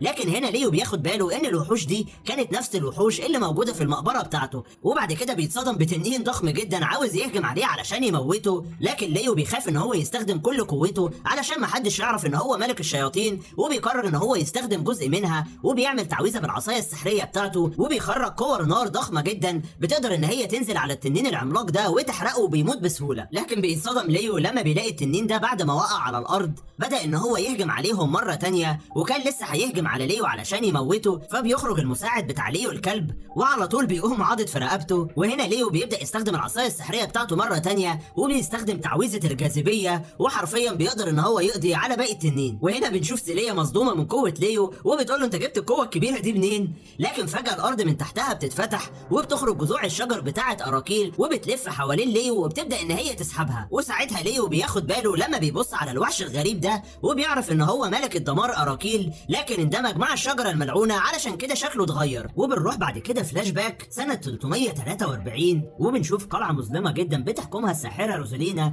بعد لما انقذت ليو من الموت، وبيكون ليو راجع من مهمه طلبتها منه وبتقول له ساعتها ان انت انجزت المهمه في وقت قياسي جدا، فبيقول لها ان انا لازم ارد الجميل بتاعك مره تانية، وبعد كده بيوريها الغنايم الكتير اللي هو جمعها لما كان في المهمه بتاعته. وبعد كده روزالينا بتقرر ان هي تكافئه وبتقول له ان انا هقول لك على سر خطير جدا. وفجاه بتظهر سيف شكله غريب وبتقول له ان السيف ده سيف ملك الشياطين وبيحتوي على قوه اسطوريه، وانا قررت ادي لك السيف ده، ومجرد انك تستخدمه هتمتلك طاقه مرعبه ومحدش هيقدر يهزمك بعد كده، لكن لازم تستخدم قوه السيف ده علشان تحقق هدف كبير جدا. وبنرجع من الفلاش باك بعد كده وبنشوف ليو واقف قدام اراكيل، وطبعا بيكون عارف ان هو احد الابطال العظماء السته، لكن اتحد مع شجره ملعونه علشان كده شكله اتغير وامتلك قوه كبيره. وبعد كده ليو بيقرر ان هو يستخدم العصايه السحريه اللي معاه وبيعمل تعويذه بيضرب بيها كره نار على اراكيل، لكن اراكيل هنا بيصد الهجوم بتاعه بسهوله وعلى طول بيختفي تحت الارض. وطبعا كلنا عارفين ان هو خطف سيليا قبل ما يختفي، ولما بيقرب ليو من الفتحه اللي اختفى فيها اراكيل بيفضل يفكر وبيقول هو انا ازاي هوصل لسيليا بعد لما اتخطفت، لكن بيفتكر ان هو رابطها بتعويذه خاصه بيه، وبيقول اكيد هقدر احدد مكانها عن طريق الختم اللي موجود على ايدي. وبيظهر بعد كده الكلب بلاك شادو وبيقول له واضح ان عدونا القديم ظهر مره تانية. وبعد كده ليو بيسال بلاك شادو وبيقول له هو انت كنت مختفي فين؟ فبيقول له ان انا كنت بحارب بعض الوحوش. وفجاه بلاك شادو بيبص وراه بيلاقي الاطفال الايتام واقفين وخايفين جدا، ولما ليو بيقرب منهم بنشوف بنت يتيمه بتروح له وبتقول له ارجوك انقذ سيليا من الوحش الغريب اللي خطفها. وهنا ليو بيبدا يطمنهم وبيقول لهم ما تخافوش، انا هقضي على كل الوحوش المرعبه دي وهخلي المدينه بتاعتكم تعيش في سلام مره تانية. وبيستخدم العصايه السحريه اللي معاه وبيعمل حاجز حوالين دار الايتام علشان يمنع الوحوش دي ان هي تدخل. وبعد كده بيستدعي بعض الهياكل العظميه علشان يخليها هي كمان موجوده وتحميهم من اي خطر. ولما بيخلص بيطلب من بلاك شادو ان هم دلوقتي يستعدوا علشان هينزلوا تحت الارض عند اراكيل. وساعتها هنا بلاك شادو بيطلع له اكل وبيقول له احنا لازم ناكل كويس علشان نعوض المانا اللي احنا فقدناها. واثناء كلامه مع بلاك شادو بيلاقي جهاز الارسال بتاع سيليا واقع على الارض، وبتكون القائده إلفي عماله تكلمها لكن مش بتلاقيها بترد. وبعد كده بنشوف ساكيا وريجينا عمالين يحاربوا الوحوش العملاقه اللي ظهرت في المدينه بتاعتهم باستخدام قوه السيوف المقدسه بتاعتهم. وبنرجع لإلفي مره تانية وهي بتكلم ليونيس، وساعتها بيقول لها ان سيليا تم خطفها وانه دلوقتي بيستعد علشان يروح للمكان اللي هي مخطوفه فيه ويحررها مره تانية. وطبعا ليو بيتواصل معاها عن طريق الدوائر السحريه بتاعه إلفي. واثناء كلامها مع ليو بتبدا تستخدم الدوائر السحريه دي علشان تفحص الفتحه اللي موجوده تحت الارض وتعرف ازاي الوحش ده خرج وسيليا موجوده فين دلوقتي. لكن فجاه بنشوف وحش من الوحوش الغامضه بيقرر ان هو يهجم على إلفي وبيكون لسه هيضربها. بتظهر المساعده بتاعه ليو وعلى طول بتستخدم الكرباج اللي معاها وبتنجح ان هي تقتل الوحش الغامض ده. وبعد كده بتطير وبتجري تستخبى في مكان بعيد علشان محدش يشوفها ويعرف اي حاجه عنها. وبعد كده بنشوف ليو هو والكلب بلاك شادو وصلوا مركز التحكم وفي طريقهم لغرفه الطاقه علشان يوصلوا عند اراكيل. وساعتها ليو بيستخدم العصايه السحريه علشان يفتح طريق مختصر، واول لما بيوصلوا بيتصدموا ان حجم اراكيل ضخم جدا وانه مسيطر على كل غرفه التحكم حتى مركز الطاقه الرئيسي. فبيقرر ليو على طول ان هو يهجم عليه وبيضربه كره نار قويه جدا علشان يحرق كل جذوع الشجر دي، لكن بيتصدم ان اراكيل قدر ان هو يلغي تاثير التعويذه بتاعته بكل سهوله. وبيعرف ليو هنا ان اراكيل بيمتلك قوه غريبه جدا بسبب الفاكهه الملعونه اللي كانت موجوده في الشجره اللي هو اندمج فيها. واراكيل هنا بيقول له هو انت ازاي لسه على قيد الحياه؟ المفروض ان انت مت من 1000 سنه. وعلى طول بيطلع حاجات غريبه في جذوع الشجر اللي معاه علشان تبدا تهجم على ليو، لكن ليو هنا بيفضل يدور على سيليا ومش عارف هي راحت فين لحد لما بنشوفها مقيده ومش قادره تتحرك. وبعدها بنرجع لليو وبنشوف جذوع الشجر دي عماله تهجم عليه وهو بيحاول يتفادى الهجوم بتاعها وبيستخدم تعويذه ثلجيه علشان يقطع جذوع الشجر دي، لكن حرفيا اول لما بيتم قطعها بيستغرب ان هي بتتجدد مره تانية. وفجاه بيتصدم ان في جذع شجره قوي جدا هيهجم عليه، لكن بلاك شادو على طول بيتدخل وبيستخدم قوه غريبه جدا وبيقدر ان هو يحمي ليو. وبعد كده بلاك شادو بيقول لليو ان احنا مش هنقدر نعمل حاجه لان اي هجوم بنوجهه ناحيه اراكيل على طول بيقدر ان هو يجدد نفسه مره تانية. وبعدها اراكيل بيقول له ان انت المره دي هتموت ومش هتنجو زي المره اللي فاتت. وفجاه بنلاقي بوابات سحريه فتحت وبتطلع طاقه قويه جدا بتهجم على ليو، فبيحاول ان هو يتفاداها وبيعمل تعويذه وبيطلع درع قوي علشان يقدر يصد الهجوم ده. وبعدها بيتحد مع بلاك شادو وبيحاولوا هما الاثنين يضربوا على اراكيل مره واحده، لكن اراكيل برضه بيعمل تعويذه وبيصد الهجوم بتاعهم هما الاثنين. وبنشوف اراكيل هنا عمال يضحك عليهم وبيقول لهم مهما حاولتوا مستحيل تقدروا تهزموني. وبنشوف هنا ليو اتعرض لاصابه في دراعه وفي نفس الوقت بنلاقي سيليا متأيدة ومش عارفة تفك القيود بتاعتها، لدرجة ان جذوع الشجر بتكون قوية جدا وبتقدر ان هي تجرح سيليا، وبتحاول ان هي تستخدم السيف المقدس علشان تفك جذوع الشجر دي وتحرر نفسها، لكن بتفشل ان هي تعمل اي حاجة. وبعد كده بنرجع لليو وبنلاقيه قرر ان هو يدمج الكلب بلاك شادو مع العصاية السحرية اللي معاه، وبيوجهه ضربة قوية مرة تانية ناحية أراكيل، لكن برضه بيعمل نفس التعويذة وبيقدر يصد الهجوم بتاعهم بسهولة. وبعد كده بنرجع لسيليا وهي بتشوف ليو بيعاني في القتال بتاعه قدام أراكيل، وفجأة بنلاقي لون عينيها اتغير للون الأحمر واتحولت لمصاص الدماء، وخرجت حاجات غريبة جدا من الدم بتاعها وقدرت ان هي تقطع جذور الشجر. وساعتها ليو بيحدفها بجهاز الإرسال، وطبعا الجهاز ده بيكون موجود فيه الدم بتاع ليو، وبيحدفه جوه سيليا علشان يديها جزء من الطاقة بتاعته. وفعلا بتنجح ان هي تتحرر نهائيا، وبتتصدم ان هي عندها جناحات غريبة وبتقدر تطير. وطبعا ليو بيكون فرحان جدا ان هي اتحررت، وساعتها بتنادي على ليو وبتقول له ان انا هحميك، واول لما بتمسك ايده بيختل التوازن بتاعها وبيقعوا هما الاثنين، لكن ليو بينجح ان هو يلحقها قبل ما تقع على الارض، وبتشكره وبتقول له بفضل جهاز الارسال اللي مدموج بالدم بتاعك قدرت ان انا اعوض جزء كبير جدا من المانا اللي انا فقدتها. وبنشوف اراكيل هنا متضايق ومتغاظ على الاخر، وعلى طول بيستخدم الكائنات الغريبة اللي موجودة في جذوع الشجر بتاعته وبيهجم بيها مرة تانية. وساعتها ليو بيطلب من سيليا ان هي تواجه جذوع الشجر الغريبة دي لحد لما هو يستعد للهجوم الاخير بتاعه. وطبعا هي مش بتكون فاهمة حاجة، لكن بتوافق على طلبه وعلى طول بتجرح نفسها، واول لما الدم بتاعها بيقع على الارض بتخرج منها سكاكين قوية جدا بتقدر ان هي تقطع كل جذوع الشجر. وبعدها بنشوف ليو طاير في الهواء وبيستعد ان هو يستخدم سيف ملك الشياطين اللي اخده هدية من روزالينا، وبيفتكر كلامها لما كانت بتقول له انك لازم تستخدم السيف ده لهدف كبير جدا، وبتقول له بمجرد انك تحرر السيف هتمتلك قوة اسطورية. وساعتها بنشوف ليو قرر هدفه وبيقول هدفي ان انا احمي الارض واخليها جزء من مملكتي مرة تانية. وفعلا بيخرج سيف ملك الشياطين من العصاية السحرية اللي كانت معاه، وبيقول دلوقتي هدفي واضح وهو ان احمي العالم ده واخليه جزء من مملكتي. وفجأة بنشوف طاقة قوية جدا ظهرت من جسم ليو، وطبعا أراكيل بيكون مش فاهم حاجة وبيقول له ان انت ازاي حصلت على سيف ملك الشياطين ده. فبيقول له ليو يا عم أراكيل مش وقت راخي، دلوقتي وقت انك تموت. وعلى طول بيستخدم السيف وبيضرب ضربة قوية جدا، حرفيا بنشوف أراكيل ده اتبخر واختفى. وبنشوف بعد كده ريجينا وساكويا مصدومين ان الوحوش الغامضة اللي كانت طايرة فجأة بدأت تتبخر وبتختفي. حتى مركز القيادة لما بيبص على عدد الوحوش الغامضة بيلاقيها عمالة تختفي بسرعة رهيبة جدا، ومش بيكون عارف هي اختفت راحت فين. وفجأة بنشوف ليو خرج من بليعة هو وسيليا من تحت الأرض، وأول لما بتشوفها ريجينا بتجري عليها تحضنها وبتطمن إن هي بخير. وبعد كده بنروح نشوف ليو نايم على السرير ومكفي على وشه لأنه تعبان جدا من القتال الأخير، لحد لما بتيجي سيليا عنده وبتطلب من ليو إن هي تمص جزء من دمه علشان تعوض الطاقة اللي فقدتها في القتال الأخير. فليو بيوافق وبيديها صباعه وبتبدأ تمص في دمه لحد لما بتدخل عليها ريجينا هي وباقي البنات، وبيتصدموا لما بيشوفوهم هما الاتنين مع بعض. وطبعا ليو بيكون محرج جدا لانه مش عاوز يقول لهم ان هي اتحولت لمصاص الدماء. وبعد كده بيتنقل بينا المشهد وبنشوف اميره صغيره موجوده جوه سفينه حربيه وبتقول ان انا بقالي مده كبيره ما روحتش المكان ده. وبنكمل حكايتنا بعد لما ليو قدر ان هو يتخلص من اراكيل ويقضي عليه. بنشوف ان المدينه كلها اتدمرت بسبب الوحوش الغامضه، حتى مركز الطاقه بتاع الاكاديميه اتدمر تماما ومحتاج شويه وقت علشان يتصلح. وبنشوف ليو هنا بيقول رغم ان انا اعلنت ان الارض دي هتكون هي مملكتي الجديده، لكن في حاجات كتير انا لسه مش فاهمها ولازم اعرفها. وبيوصل بعد كده لغرفه التحكم علشان يعرف معلومات كتير عنها، ولما بيستخدم الكارت اللي معاه علشان يدخل بيلاقي طائر بيقول له ان انت ممنوع تدخل غرفه التحكم. فبيقول له ان انا طالب في الاكاديميه، فبيقول له لا لازم تقدم طلب الاول علشان نفحص قدراتك الاول ونجمع كل البيانات ونشوف اذا كنت تصلح انك تدخل ولا لا. لحد لما بتيجي ريجينا وبتقول له هو انت عاوز تدخل غرفه التحكم دي ليه؟ فبيقول لها ليو ان انا عاوز اجمع معلومات عن المكان اللي انا كنت محبوس فيه. وبيقول في نفسه اعتقد ان دي حجه كافيه علشان ريجينا تسمح لي ان انا ادخل جوه غرفه التحكم. فبتطلب بعد كده ريجينا من الطائر ان هم يدخلوا،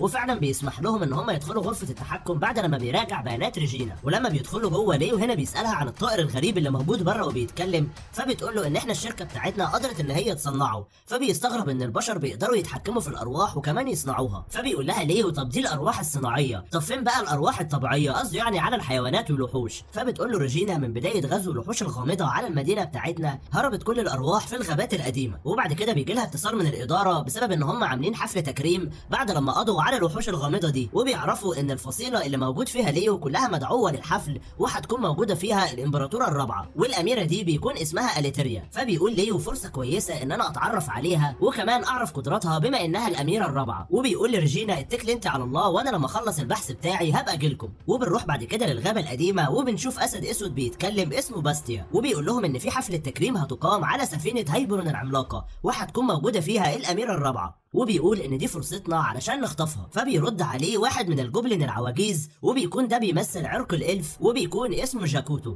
وبيقول له لو احنا خطفنا الاميره اريتاريا يبقى لازم نحرر كل الرهاين اللي محبوسين في الامبراطوريه. وبعد كده بنلاقي ممثل الذئاب وبيكون اسمه جيرز، وبيقول لهم ان انا مش مصدق ان البشر بيحبسونا علشان احنا بنمتلك صفات البشر وكمان صفات الوحوش. فبتظهر بنت اسمها إلزا وبتكون من عرق الشياطين، وبتقول لهم بس خلي بالكم البشر بيمتلكوا السيوف المقدسه واحنا ما عندناش القدره دي، ولو فكرنا اننا نحاربهم يبقى اكيد هنخسر قدامهم. فالذئب جيرزي هنا بيقول لها كفايه احباط بقى واحنا مش هيفرق معانا اذا كانوا بيمتلكوا سيوف مقدسه ولا لا. فبتظهر واحده مستخبيه ورا شجره وبتكون بتسمعهم وبتقول لهم انا مش مصدقه انكم اتحالفتوا مع بعض. فبتقول لهم ما تخافوش مني، انا موجوده هنا علشان اقدم لكم المساعده لاني بكره البشر زيكم بالظبط. فبيقول لها الجوبلين العجوز يبقى انت هتساعدينا علشان نخطف الاميره اليتاريا. فبتقول لهم بالظبط كده وكمان هديكم قوه تفوق قوه السيوف المقدسه. وبعد كده بتستدعي سيف شكله غريب جدا وقوي وبتعمل تعويذه غريبه بيه وبتنقل قوه كبيره جدا لباستيا ملك الاسود. وفعلا الاسد باستيا بيقدر ان هو يجرب القوه دي وبيكسر شجره بكل سهوله. وبتستغرب باقي الفصائل هنا ان هو بيمتلك سيف مقدس زي البشر بالظبط. وهنا الالف العجوز بيقول المفروض البشر بس هم اللي بيمتلكوا السيوف المقدسه. فبتقول له البنت دي ان دي مش سيوف مقدسه وانها سيوف شيطانيه حصلت عليها من ملك الشياطين. وبتقول لهم بعد كده ان اي شخص بيمتلك مهاره كبيره انا هديله سيف شيطاني علشان يكون معاه ويساعده في خطف الاميره. وبعد كده بتقول لهم ان انا هديكوا السيوف الشيطانيه دي بشرط واحد بس، وهو انكم تسلموني كل السيافين المقدسين بعد لما تقبضوا عليهم. فبيوافقوا على الطلب بتاعها. وهنا الاسد باستيا بيسالها على اسمها، فبتقول له ان انا اسمي شرناك وساحره غابه الظلام. وبنشوف ليو بعد كده بيتمشى في المدينه وبيلاقي السفن العملاقه وصلت بتاعه الاميره الرابعه، وبيقول بعد لما رجع جيش الشياطين مره تانية لازم يبقى عندي سفينه ولا اتنين من السفن دي. وبيقرر بعد كده ليو ان هو يروح احد المتاجر علشان يشتري هدايا للاتباع بتوعه. ولما بيروح بيختار شويه اكسسوارات شكلها حلو وبيعرف ان دي من صناعه الالف. فبيسال صاحب المتجر وبيقول له ايه الكائنات دي؟ فبيقول له ان موجود في المدينه هنا كائنات بيكون نصهم بشر ونصهم وحوش لكن اختفوا من فتره كبيره وانا ما شفتهمش قبل كده، بس اعرف ان هم كانوا عايشين هنا زمان. وبنشوف بعد كده سيليا وصلت عند ليو وبتقول له هو انت مختفي فين بالظبط واحنا ما اتفقناش على مكان هنتقابل فيه. فبيعتذر لها وبعد كده بيطلع لها هديه من الهدايا اللي هو اشتراها. فطبعا بتكون محرجه جدا. فبيقول لها ليو ان انت دايما بتساعديني وانقذت حياتي قبل كده ودي هديه بسيطه. وبعد كده بتقول له يلا بينا نطلع على السفينه علشان نرحب بالملكه. فبيقول لها هي ريجينا مش هتيجي معانا؟ المفروض ان هي بنت مجنونه وبتحب الحفلات والكلام ده. فبتقول له واضح كده ان هي مشغوله وهتيجي بعد كده لما تفضى. وبيكونوا لسه بيتحركوا بتظهر بنت بتقول لهم هو انتوا هتروحوا وتسيبوني ولا ايه؟ والبنت دي بيكون اسمها فيرنست وبتكون رايحه التكريم نيابه عن رئيس المجلس التنفيذي بتاع الاكاديميه. واضح عليها كده ان هي بنت مغروره وبتفضل تتكبر عليهم. وقبل ما تمشي بتقول لها انا سمعت ان انت ايقظتي قوه السيف المقدس بتاعتك وانا نسيت ابارك لك. وليو هنا بيسال سيليا وبيقول لها واضح كده ان البنت دي مجنونه وانصحك ان انت تقطعي علاقتك معاها. وبنشوف بعد كده باستيا وجيرز هجموا على 2 من حراس الاكاديميه وقدروا ان هم يستخدموا السيف الشيطاني ده وياخدوا نسخه من وشهم علشان يقدروا يتنكروا. وبيقولوا واضح ان خطه ساحره الظلام هتنجح زي ما هي كانت مخططه لها بالظبط. وبعد كده بنشوفهم كلهم موجودين في الحفله وليو قاعد لوحده وعمال يقرا في شويه اوراق ليها علاقه بالاكاديميه علشان يعرف اذا كان البشر هنا سمعوا عن ملك الشياطين قبل كده ولا لا.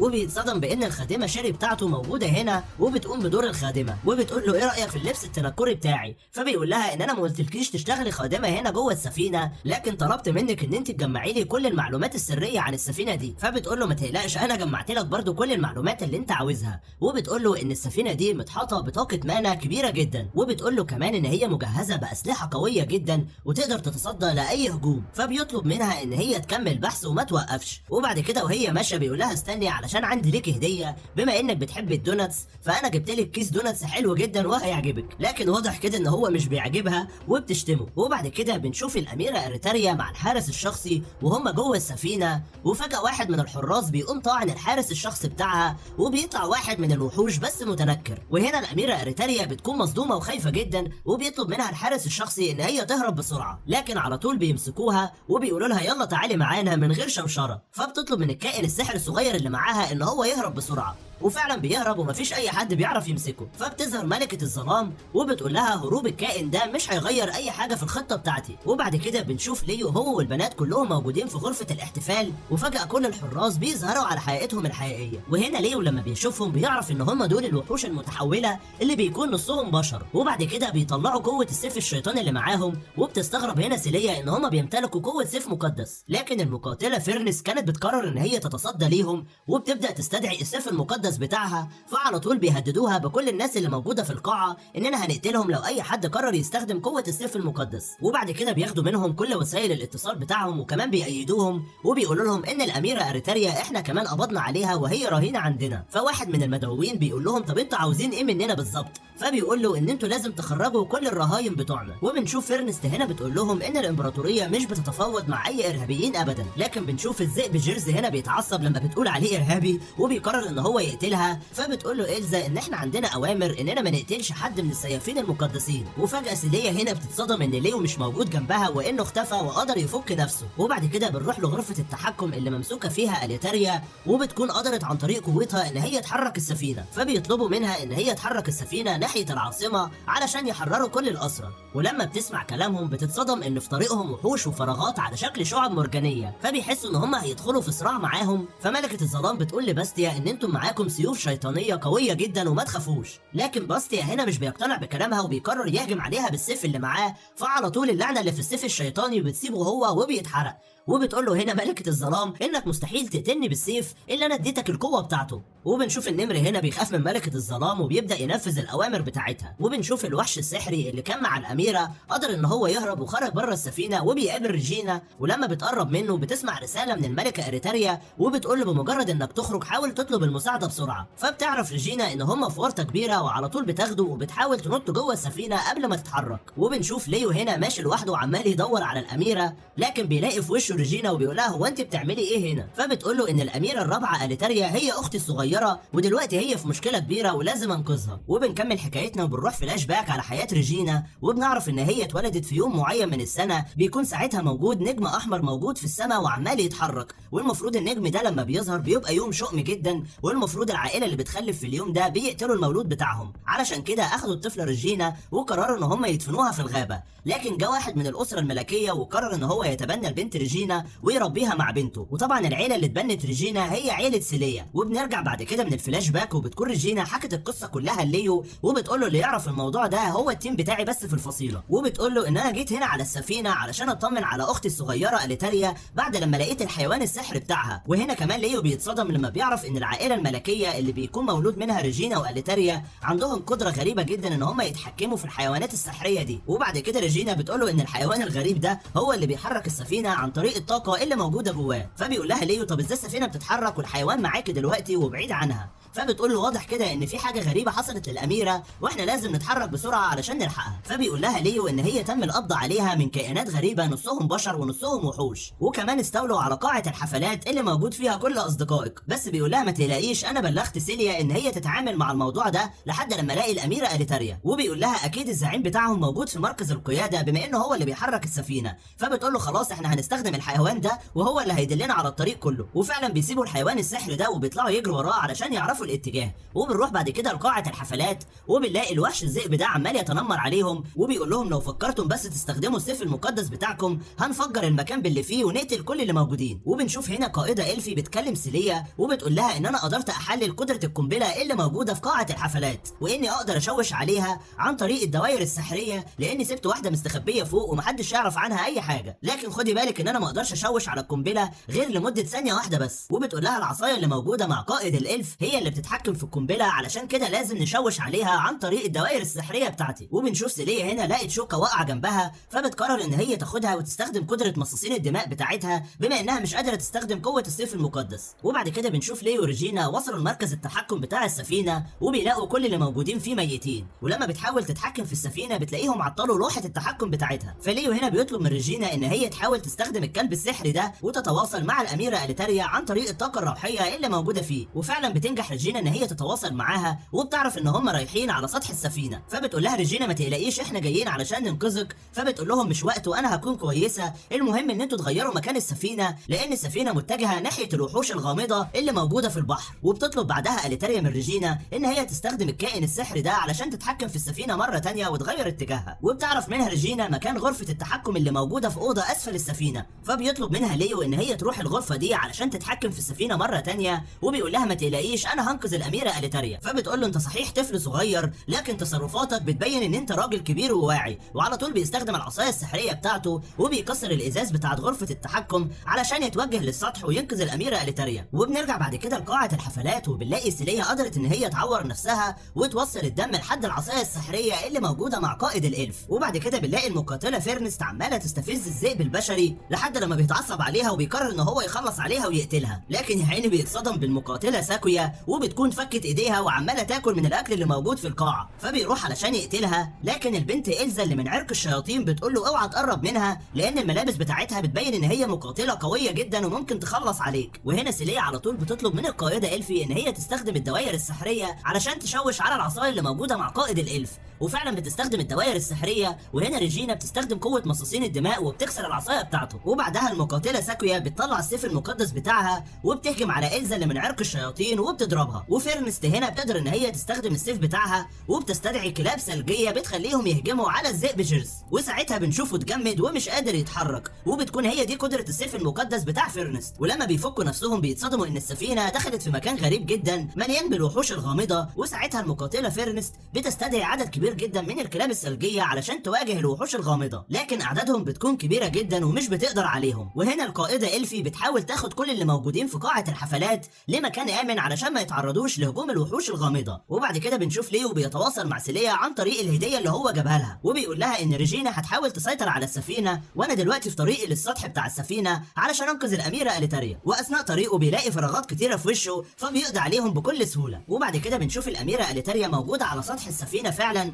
وملكه غابه الظلام بتكون بتاخدها في طياره خاصه، فبتقول لها هو انت واخداني ورايحه بيا فين؟ فبتقول لها ان في ناس كتير جدا مهتمين بالقدره بتاعتك وهي التحكم في الارواح السحريه، وطبعا بتكون الوحوش الغامضه محوطاهم من كل حته على سطح السفينه. وبعد كده بيتنقل بينا المشهد وبنشوف ريجينا في طريقها للغرفه السريه علشان تتحكم في السفينه، لكن بيظهر قدامها وحوش غامضه وبتحس ان هي مش هتقدر تقتلهم لوحدها، فعلى طول بتظهر سيليا هنا وبتساعدها وبتخلص عليهم. وطبعا في قاعه الحفلات بتكون المقاتله ساكويا والمقاتله فيرنست بيخلصوا على باقي الوحوش الغامضه اللي موجوده في القاعه، لكن فجاه بيظهر وحش غامض غريب جدا شبه الاخطبوط بيقدر يخلص على الكلاب الثلجيه دي بكل سهوله. وساعتها فيرنست هنا بتقول واضح كده ان انا قوتي مش هتعمل معاه اي حاجه، فساعتها المقاتله ساكويا بتقول لهم سيبوا لي انا الموضوع ده وانا هخلص عليه، وبتطلب منهم كمان ان هم يخرجوا ويحموا كل اللي موجودين في القاعه الثانيه، وفعلا بيسيبوها لوحدها مع الوحش الغريب ده. وبنشوفها بتقول للوحش ده ان انا هقضي عليك بقوه خاصه عمري ما فكرت ان انا استخدمها قبل كده. وبنشوف ريجينا وصلت الغرفه السريه وبتبدا ان هي تستعين بالحيوان السحري ده علشان تتحكم في السفينه مره ثانيه وتغير اتجاهها. وبنشوف بعد كده اميره غابه الظلام بدات ان هي تتحرك بالطياره علشان تهرب بسرعه بالاميره اليتاريا، لكن فجاه بتلاقي الطياره بتنزل على الارض مره ثانيه فبتستغرب، وبنعرف ان ليو استخدم سحر الظلام علشان يمسك الطياره دي وينزلها على الارض مره ثانيه وما يخليهاش تهرب. وبيقول لها انزلي لي هنا بقى علشان اديكي علقه محترمه واعرفك ازاي تتعدي على المملكه بتاعتي مره ثانيه. وبعد كده بنرجع للقاعه اللي موجود فيها كل البشر وبنلاقي الوحوش الغامضه محوطاهم، واضح كده ان هم تعبوا ومش عارفين يقضوا عليهم، لكن فجاه بتوصل الخادمه بتاعت ليو اللي اسمها شاري وعلى طول بتقوم قتلاهم بكل سهوله وبتهرب بسرعه قبل ما حد يشوفها. وبنروح للمقاتله ساكويا بنلاقيها قضت على الوحش الضخم ده اللي شبه الاخطبوط ومقطعاه لحتت كتير جدا. وبعد كده بنرجع لليو وهو بيكلم ملكه الظلام وبيقول لها انت اللي اديت السيوف الشيطانيه دي للوحوش علشان يحتلوا السفينه وينفذوا المخطط بتاعك. فبتقول له طب انت مين بقى ان شاء الله علشان تكلمني اصلا؟ فبيقول لها ان انا ملك الشياطين وموجود هنا علشان اعدل السلوك بتاعك. فبتقول له ازاي طفل وقح زيك يكلمني بالطريقه دي؟ وبتعمل تعويذه وبتهجم عليه بقوه النار، لكن ليو هنا بيقدر يصد الهجوم بتاعها بكل بكل سهوله، وبيقول لها هو ده اخرك يعني في القوه. وطبعا هي بتكون مصدومه ومش مصدقه ان هو قدر يصدها بالسهوله دي، وبتقول له ان التعويذه اللي استخدمتها ضدك دي تعويذه ملك الشياطين. فبيقول لها فعلا دي التعويذه بتاعتي، بس تعويذه ضعيفه جدا. وبعد كده بيستخدم قوته وبيأيدها وما يخليهاش تعرف تتحرك، وبيقول لها قولي لي المخطط بتاعك كله. فبتقول له ان احنا كنا عاوزين نستغل السيافين المقدسين علشان يعملوا لينا سيوف شيطانيه قويه جدا، وبعد كده السيوف دي نقدمها للملوك بتوعنا. فبيقول لها الملوك كلهم ماتوا من حوالي 1000 سنه، وبيقول لها مين هو الملك اللي طلب منك انك تعملي كده. فبتكون لسه هتقول له اسمه، لكن فجاه سيوف شيطانيه بتخرج من كل حته في جسمها وبتقتلها. فبيتصدم ليو ومش بيكون عارف مين اللي عمل كده. وبعد كده السلاح اللي قتلها بيتحول لوحش ضخم جدا، وبيفتح بوابات جنبه بيقدر ان هو يخرج منها وحوش غامضه كتير. فبيقرر ان هو يستخدم سحر المستوى الثاني وبيهجم على الوحش الضخم ده، لكن الوحش بيمتص قوه الهجوم بتاعه ليو، وبيبدا يشك ليو ان الوحش ده هو ملك الوحوش الغامضه. وفجاه بيقدر ان هو يستخدم قدره الانتقال الآني وبيختفي فجاه وبيحاول يظهر فوق ليو علشان يهجم عليه،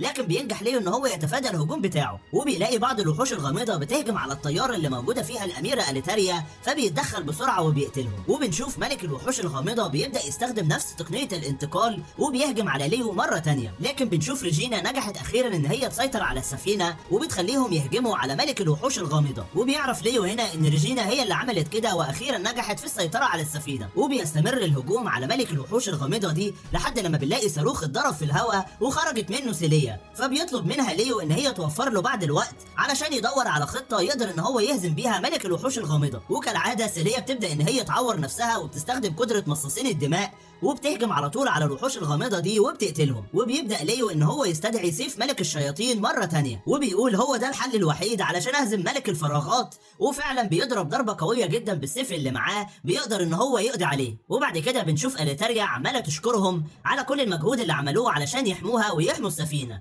وبعد كده بتقول لهم هو فين الولد الصغير اللي كان موجود معاكم؟ فبتقول لها سيليا ان هو حس بتعب شديد وسبقنا على البيت. فبتقول لهم انا كان نفسي اشكره لانه كان ليه دور كبير جدا في حمايتي. وبعد كده سيليا بتقول للاميره اليتاريا ان ريجينا ما قدرتش تكون موجوده، لكن هي مبسوطه جدا انك بخير وما حصلكيش اي حاجه. وبعد كده بنروح لليو وبنلاقيه نايم على السرير وتعبان جدا، تقريبا كل مره بيستخدم السيف فيها بيحس بتعب شديد.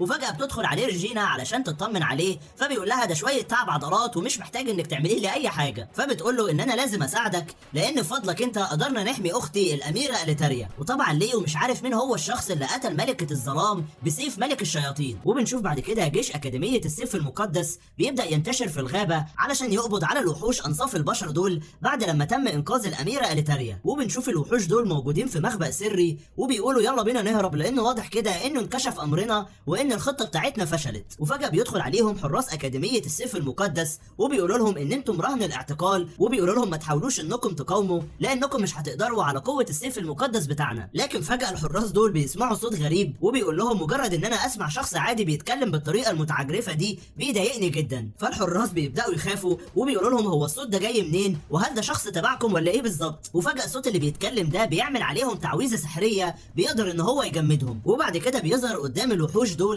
ولما بيشوفوه بيخافوا من شكله جدا لان وشه بيكون عباره عن جمجمه. وبيقولوا له هو انت مين بالظبط وعاوز مننا ايه؟ فبيقول لهم الشخص ده لما تتكلموا قدامي مره تانية لازم تنحنوا على الارض وانتوا بتكلموني. وبيعمل تعويذه بيخليهم كلهم يقعوا على الارض وهم بيكلموه. وبيبدا بعد كده يعرفهم بنفسه وبيقول لهم ان انا ملك الشياطين واني الحاكم الشرعي للعالم ده. سبحان الله ملوك الشياطين بيكتروا قوي اليومين دول. وبيقول لهم ان هو اسمه زول فادس. وبعد كده بيقول لهم التحجر اللي فيه البشر ده هيختفي بعد شويه دقايق، علشان كده عاوز اعرف هل انتوا على استعداد انكم تتحالفوا معايا وتكونوا الخدم بتوعي، وفي المقابل انا هقدر احميكم وكمان هوديكم على مخبأ سري. فبيقولوا له ان احنا ما عندناش حل تاني وموافقين على اللي انت عاوزه. فبيستخدم تعويذه جديده وبيعمل باب سري موجود تحت الارض وبيقول لهم ادخلوا الباب السري ده ومحدش هيقدر يعرف مكانكم ابدا. وفجاه بنعرف ان ملك الشياطين المتنكر ده هو ليو، وبتجيله مكالمه من سيليا وبتقول له هو انت فين دلوقتي؟ فطبعا بيكون محرج جدا من صوتها وخايف ان الوحوش دول يكونوا سمعوها، فعلى طول بيقفل السكه وبيطلع يجري. وبعد كده بنشوف سيليا بتبص من البلكونه وبتاخد بالها ان في غربان كتير جدا بدأوا يكتروا بشكل غير طبيعي. فبتقول ان ليو قال لي ان الغربان بتبدأ تتجمع حوالين مصاصين الدماء وبتكون خايفه ان هم يكتشفوا امرها. ولما بتروح تبص على ليو مش بتلاقيه موجود في الاوضه بتاعته.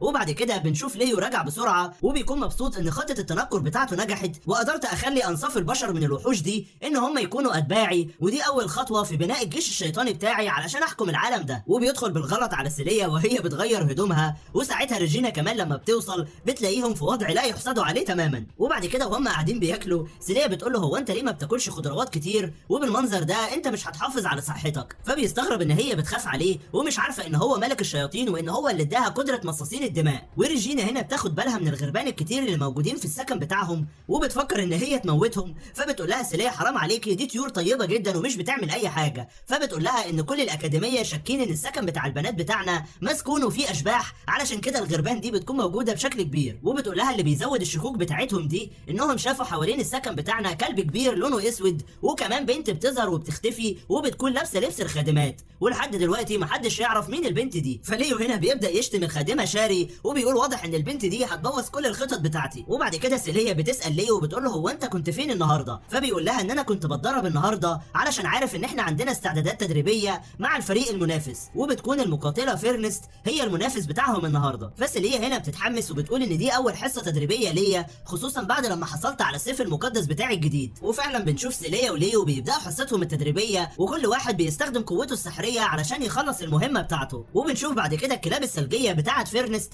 بتنجح ان هي تمسك سيليا وبتهزمها في اول جوله. فبتتضايق سيليا هنا وبتقول لها خلي بالك انت بتستخدمي قوتك كلها وبلاش الغشوميه اللي انت فيها دي. فبتقول لها فيرنست انا عارفه ان انا هكسبكم في اول حصه تدريبيه، خصوصا انك ما عندكيش قدره كافيه في استخدام السيف المقدس بتاعك. وليو هنا بيكون متضايق من طريقه كلامها وهي بتكلم سيليا وبيقول واضح ان البنت دي مش عاوزه تبطل تنمر. وبعدها فيرنست بتستدعي السيف المقدس بتاعها وبتقول لسيليا ان دي فرصتي اهزمك قدام كل الناس واخلي شكلك وحش، وبتطلب من المساعده بتاعتها ان هي تتولى امر ليو. وعلى طول بتبدا ان هي تهجم على سيليا لكن بتصد الهجوم بتاعها وبتقول لها ان انا مستحيل اخسر من واحده متنمره زيك. وبتقول لها سيليا ان انا لازم اهزمك علشان اكسر مناخيرك وكمان اخليك تبطلي الغرور اللي انت فيه ده. لكن فيرنست بتصد الهجوم بتاعها وبتقوم ضربها ضربه قويه تلزقها في الشجره، وبتستدعي 2 من الذئاب الثلجيه وبتخليهم يأيدوا ايديها. وبنشوف المساعده بتاعت فيرنست بتبدا ان هي تضرب اسهم على ليو لكن بيعمل تعويذه وبيصد الاسهم دي، وبعد كده بيستخدم سحر الظل علشان يأيد البنت دي وبيربطها من رقبتها لحد لما بيغمى عليها. وبكده ليو بيكون نجح ان هو يهزم اول مقاتل من فريق فيرنست. وبنرجع لسيليا بعد كده وبنلاقيها استخدمت قوه السيف المقدس بتاعها وقدرت تفك القيود الثلجيه اللي على ايديها وبتهجم بضربه قويه جدا على فيرنست، بتقدر ان هي تكسر السيف بتاعها وكمان بتوقعها على الارض. وبنشوف فيرنست هنا زعلانه جدا وبتستسلم. وبعد كده بيتنقل بينا المشهد وبنشوف سيد الفراغات اللي اسمه نيفاكس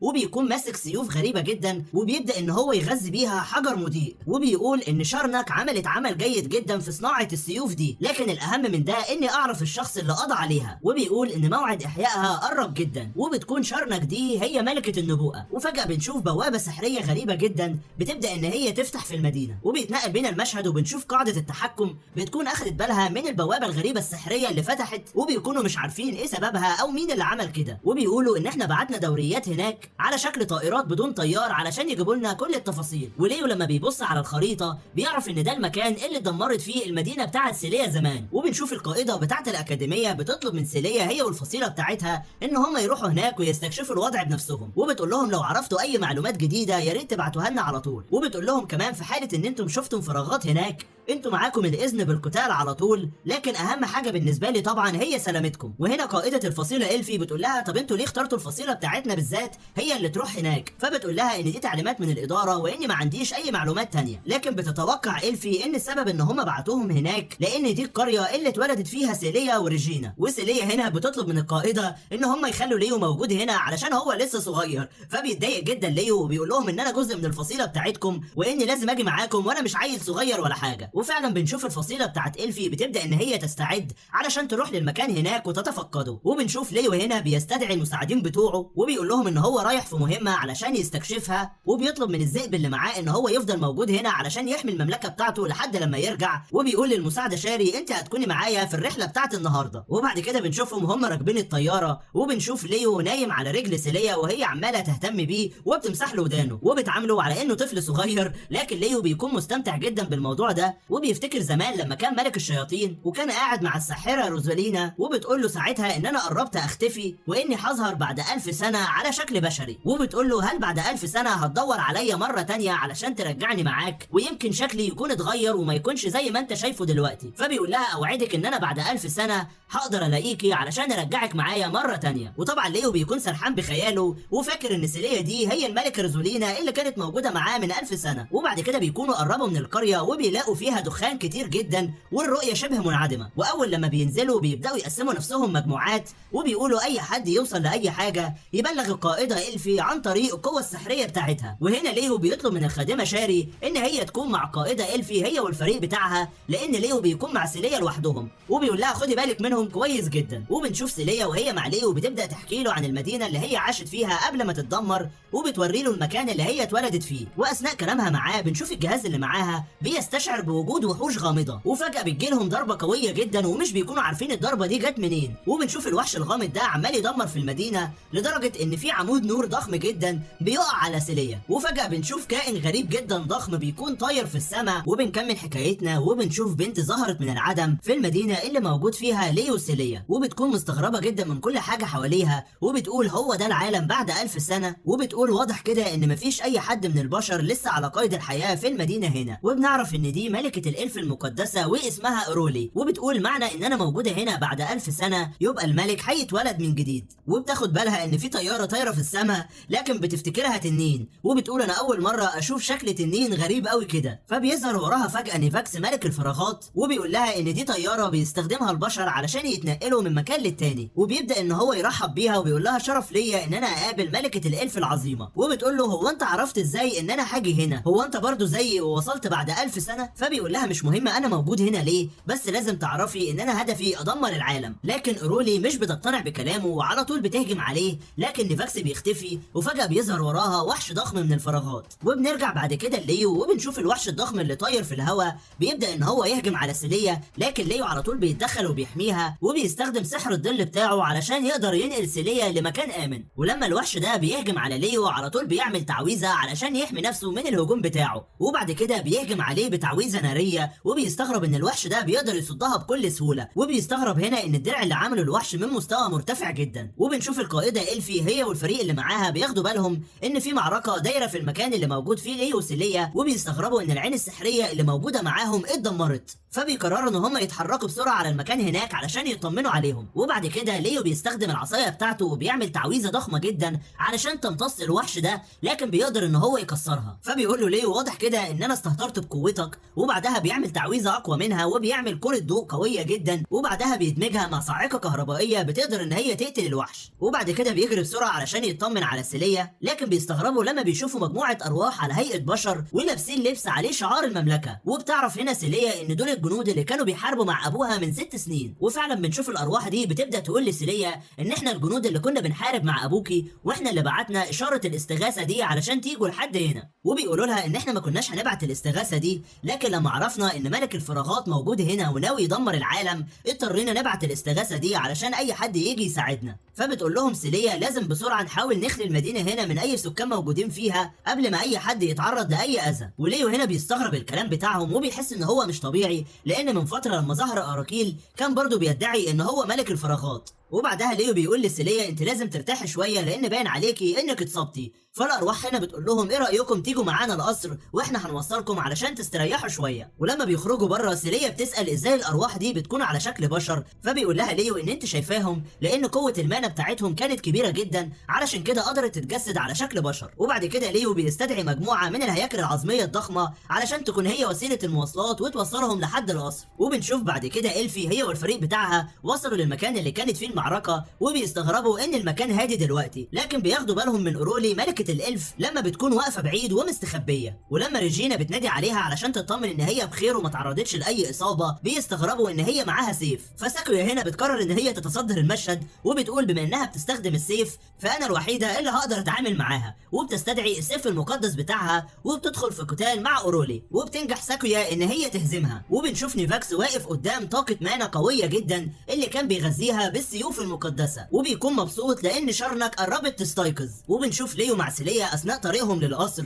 بتكون سيليا عاوزة تمص شوية دم وعلى طول بتهجم على ليو وبتبدأ ان هي تمص دمه، فبيقرر ان هو يسيطر عليها عن طريق الختم اللي في ايده، وبيقول بالمنظر ده هتخلص على كل الدم اللي موجود عندي. فبيقرر ان هو يصنع لها فستان علشان يحول المانع اللي موجودة عندها لطاقة جسدية. وبنرجع بعد كده لملكة الالف اورولي، وبتكون ساكويا عالجتها وبتقول لها هو انت ليه هاجمتينا؟ فبتقول لها ان الشخص اللي كان بيتحكم بالوحوش والفراغات هجم عليا اول لما وصلت هنا وكنت فاكراكم اتباعه. وبتسالها الفي وبتقول لها هو انت ليه وصلتي هنا؟ فبتقول لها ان انا موجوده هنا علشان مهمه واحده وهي اني اقتل الملك. لكن الفي واللي معاها مش بيكونوا فاهمين حاجه. وساعتها ارولي بتقول بما ان 1000 سنه عدت فواضح كده ان البشر نسوا كل حاجه. وبعد كده بتاخد السيف بتاعها وبتسيبهم وتمشي. وبنشوف الخادمه شيري بتكون واقفه بعيد وعماله تراقبهم، وطبعا بتكون عارفاها وبتقول ان هي مقاتله قويه جدا وقتلت عدد كبير جدا من جنرالات ملك الشياطين ليو، وبتكون مستغربه سبب وجودها دلوقتي. وبنرجع بعد كده لنيفاكس وبنشوف واحد من الفراغات وصل عنده وبيبلغه ان ملك الفراغات اتقتل، وقصده طبعا على الوحش اللي كان بيحاربه ليو. فبيستغرب هنا نيفاكس وبيقول مستحيل بشري يقدر يعمل كده، وواضح كده ان هو شخص بيمتلك قوه كبيره وانا لازم اعرف هو مين. وبنشوف سيليا بعد كده وصلت للقصر بتاعها وبتفضل تفتكر كل ذكرياتها زمان وهي صغيره، وساعتها بتبدا تعيط. وبنشوف الحرس اللي موجودين معاها بيستخدموا طاقه المانا بتاعتهم علشان يرجعوا شكل القصر زي ما كان موجود زمان. وساعتها سيليا بتشوف نفسها زمان وهي قاعده مع ابوها لما كان بيحكي لها عن قصه ملك الشياطين زمان، وبيقول لها ان كان في ملك شياطين بيرعب البشر، لكن بعد كده ظهر ملك وقدر ان هو يقضي عليه. وفجاه بنشوف الوهم ده كله اختفى وظهر قدامها ملك الفراغات نيفاكس، وبيقول لها مستحيل اقتنع ان انت قدرت تهزمي احد المساعدين بتوعي، وبيقول لها انك لازم تتعاقبي دلوقتي حالا. وبيبدا يستخدم تعويذه قويه وبيضربها بيها، وساعتها بتصرخ سيليا وليو بيكون موجود تحته وبيسمع صوتها، فبيطلع يجري بسرعه علشان يطمن عليها. فيا ترى ايه اللي حصل لسيليا؟ وهل ليو هينجح ان هو يهزم ملك الفراغات؟ كل الحاجات دي هنعرفها في الحلقه اللي جايه.